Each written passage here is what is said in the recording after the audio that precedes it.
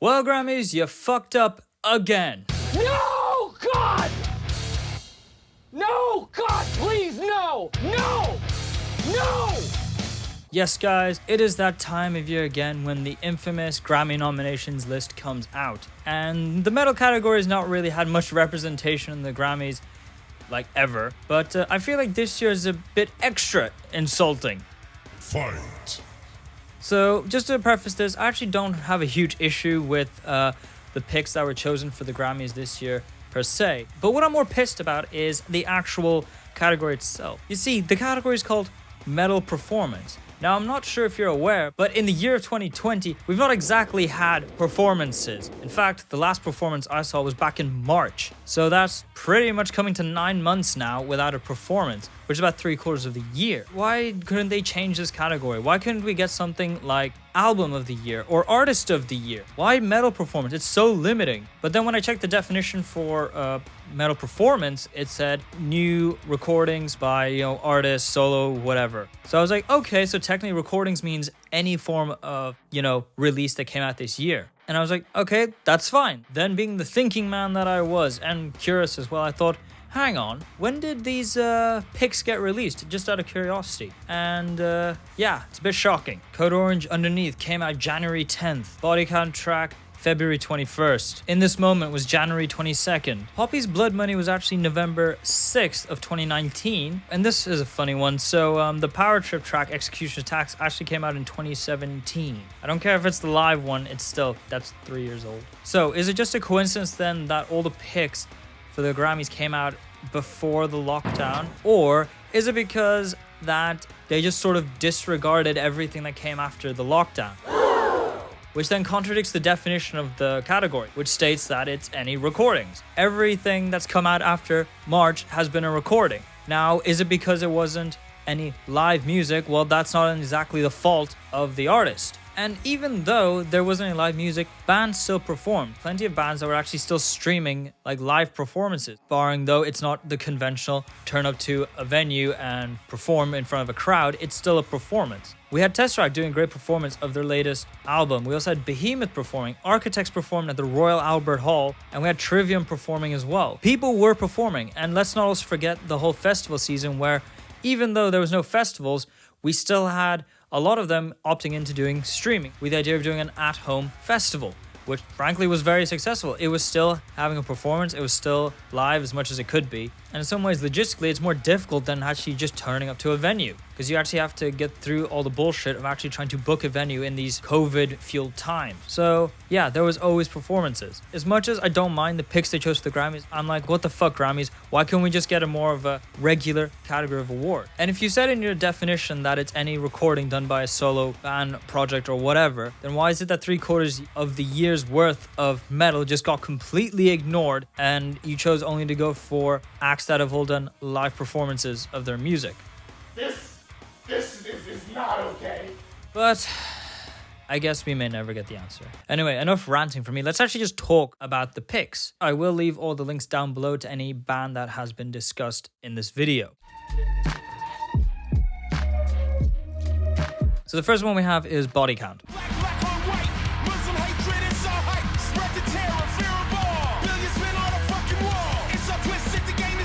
Body Count is an interesting project from Ice-T, who brought hip-hop and rap with the metal community.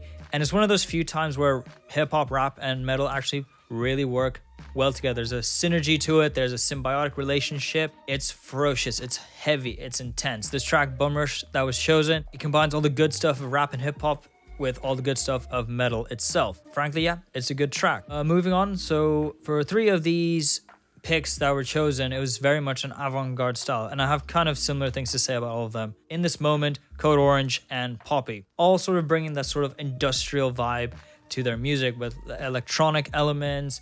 They have their heaviness as well, sort of like Rammstein but taken in new directions. Code Orange's track Underneath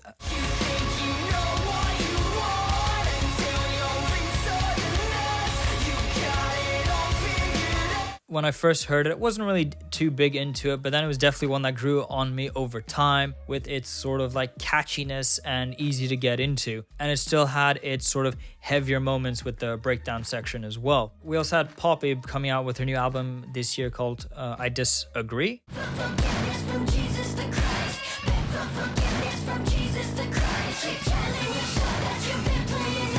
I'm not gonna lie, I wasn't too big into this album. I thought it was just alright. And if anything, if we were gonna have like a nomination for this year, like for that style of music, I would have kind of liked to seen Ghostemane in there because I think his album was just amazing, but we'll get to that later. But yeah, Poppy's track Blood Money, I'm glad it was Blood Money if I'm being honest. It's definitely one of my more preferred tracks off that album. Probably the best pick you could have done for Poppy. And we also have In This Moment with The In Between, I think it's called. I'm gonna bring a letter.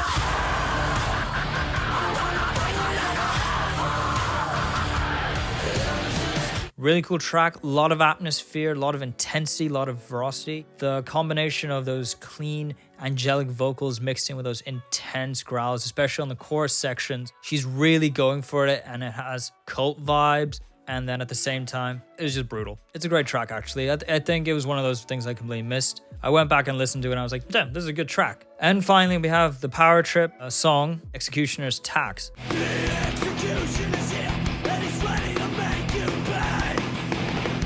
You played for so long. Okay, I understand that the frontman, rest in peace, passed away this year, and I feel like he should be awarded. I don't think it should have been in the form of a Grammy, especially in the metal performance section. Considering how limited the picks were and a lot of bands didn't even get a chance this year, I wish they'd gone for, something that was a bit more recent, maybe something from the actual year of 2020. But overall, it is a good track. I just wish they would have picked something more recent. So if I had to decide which one I would like to see win the Grammy this year, on my personal bet, I would like to see it probably go to Code Orange.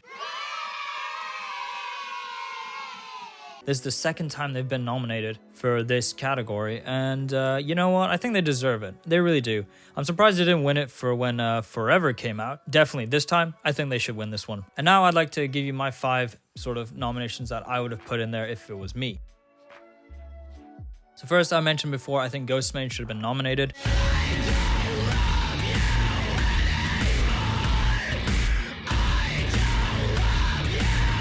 Ghostemane had put out an absolutely killer album this year. Ghostemane is a very virtuosic writer-composer who is changing his sound in such a way that has rarely been heard thus far. And he went from a trap artist, sort of a generic trap artist, going all the way now into this industrial, aggressive screamo. So unique, so insane. I've listened to the entire album multiple times, and I can't stop listening even to this day. I think it's an absolute killer album, and I definitely think it should have been nominated for this year. The next pick I would have liked to see on the Grammys is probably the new album from the band Loathe. I think it was called I Let It In and It Took Everything.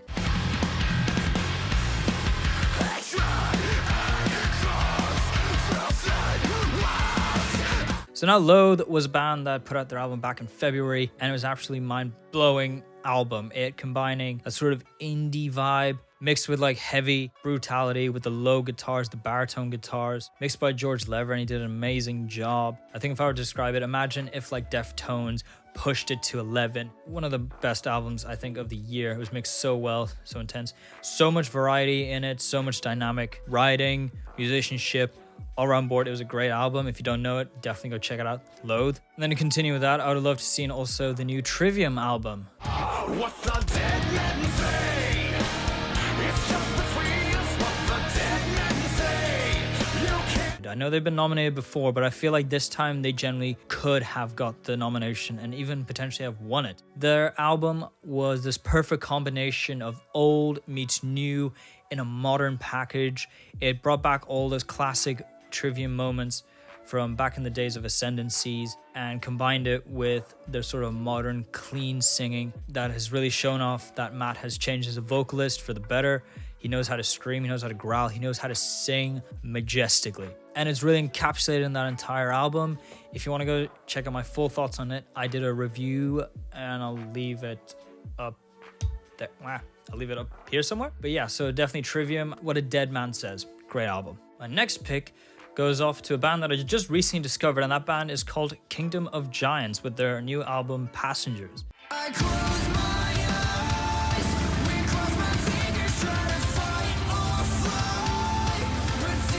As I've said, I just recently listened to this album, and my god, it's such a breath of fresh air. It's metalcore with gent, but they bring in like more elements than that. We have electronica, we have interesting vocal styles that sometimes can be featured like from bands and artists in the top 40. And it's really like a good combo. The best and closest way I could describe it, another band would be like probably a band like Issues, where it's still heavy, it's still genty, but they're doing more with that. They're not just going with the mold. And I feel like Kingdom of Giants did a similar thing here. And on top of all that, they have some of the lowest sounding guitars I've heard this year. And it sounds fucking brutal. It's fucking insane. I highly recommend you guys go check them out because, yeah, this new album, yeah, it rocks. It rocks. And finally, my last pick would have to be the new album from the band The Ocean.